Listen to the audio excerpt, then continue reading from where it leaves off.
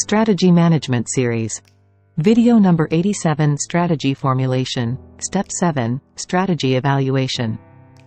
Blue Ocean Strategy. Welcome back to the Ready MBA series on strategy management. We're currently exploring strategy evaluation, the seventh step of the strategy formulation process, using the Strategy Choice Cascade framework.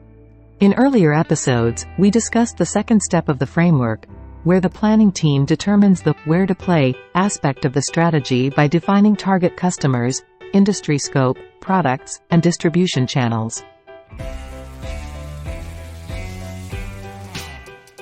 In this episode, we will continue the discussion about competition and its importance on market attractiveness and in the definition of the arena where the company will execute its strategy.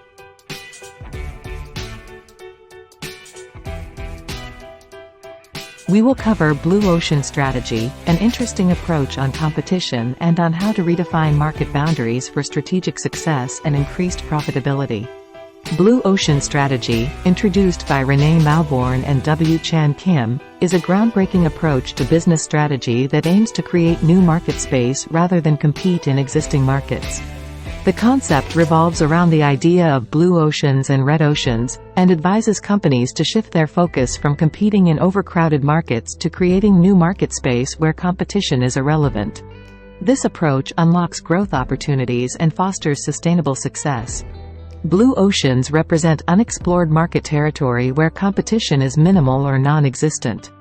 In these spaces, companies introduce innovative products or services that meet unaddressed needs or establish entirely new markets. They're characterized by robust growth, healthy profit margins, and a lack of direct competition. On the flip side, red oceans depict crowded market environments filled with intense competition. Here, companies battle fiercely for market share, often triggering price wars, standardization, and dwindling profits. Red oceans are synonymous with cutthroat competition, sluggish growth, and shrinking profit margins. The distinctions between blue and red oceans are stark. Firstly, blue oceans offer little to no direct competition, while red oceans are dominated by fierce rivalry among existing players. Moreover, blue oceans provide ample growth opportunities and room for innovation, whereas red oceans are often saturated and challenging to differentiate in. Value innovation is another critical factor. In blue oceans, companies prioritize creating value for customers while simultaneously reducing costs, whereas in red oceans, competition tends to focus on incremental improvements or cost-cutting measures. Lastly, market dynamics differ significantly between blue and red oceans. Blue oceans disrupt existing market dynamics by attracting non-customers and creating new demand, whereas red oceans perpetuate existing dynamics with competitors fighting for the same customer base. Reconstructing market boundaries is a strategic approach that empowers companies to break away from industry norms and carve out new market space. It involves challenging assumptions, redefining value propositions, and seizing growth opportunities to gain a competitive edge. Understanding market boundaries is pivotal, as they delineate the realm of competition within an industry. These boundaries, shaped by industry norms and customer expectations, dictate the scope of potential innovation and differentiation. Identifying key factors driving competition, such as product features and pricing strategies, is essential for companies aiming to reconstruct market boundaries.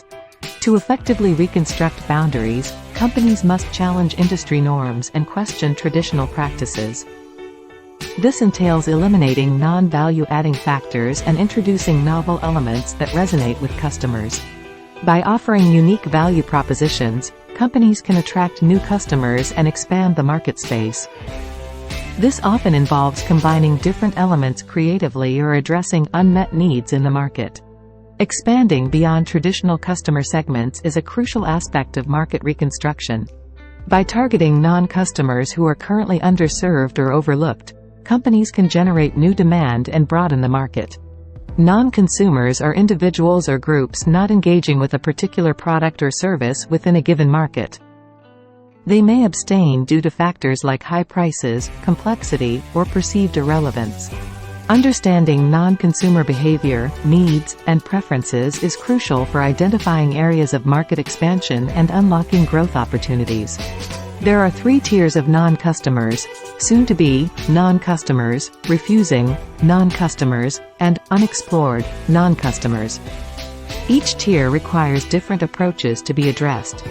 Addressing soon-to-be non-customers involves understanding their pain points and dissatisfaction with existing offerings. Companies can then innovate to offer solutions that cater to these needs, preventing them from becoming non-customers. For the refusing non-customers, the strategy involves rethinking product features, pricing, and accessibility to make the offering more appealing and relevant to this group. By addressing their concerns and objections, companies can convert refusing non-customers into active customers.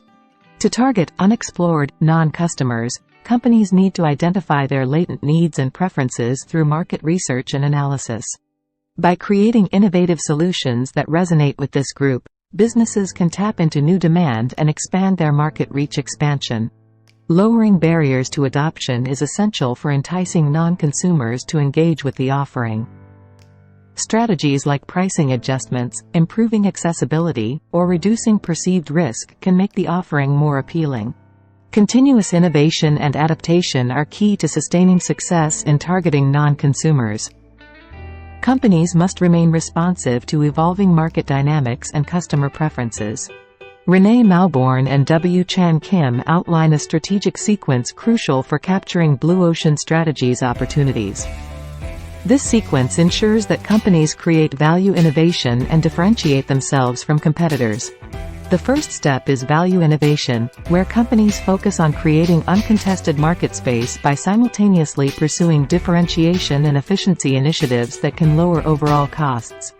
This involves challenging industry norms, identifying untapped customer needs, and developing innovative solutions that offer unique value. Once value innovation is achieved, companies align their value proposition with profit and people propositions. They ensure the new value proposition is financially viable and aligns with organizational capabilities and resources, considering its impact on employees, customers, and stakeholders. Value innovation serves as the foundation, followed by aligning value, profit, and people propositions for sustainable growth and competitive advantage. As we will see in following episodes, all these steps align perfectly with the strategy choice cascade framework. Blue Ocean Strategy can be summarized in 4 key steps. First is creating buyer utility by offering products or services that address unmet needs and deliver exceptional value. Next is setting prices strategically to capture value while remaining competitive. Then, managing costs effectively to ensure profitability while delivering value.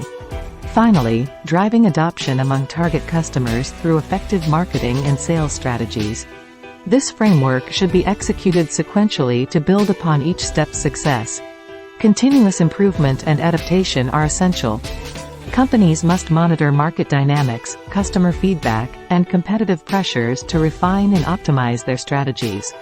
Staying agile and responsive to changing conditions ensures long-term success. By following this 4-step framework, businesses can effectively implement Blue Ocean strategies, unlocking new growth opportunities through value innovation, strategic alignment, sequential execution, and continuous improvement. As we've discussed in earlier videos, the Blue Ocean Strategy underscores the idea that industry attractiveness is influenced by how companies define their industry boundaries and select their competitive arenas. By embracing the Blue Ocean approach, the planning team gains additional insights into how to effectively redefine these boundaries. And this concludes our episode about Blue Ocean Strategy as a support tool to define and articulate industries where to compete. Please be sure to check our next episodes where we discuss some tools that facilitate the identification of opportunities from the Blue Ocean Strategy approach. Until then, keep strategizing. See you soon.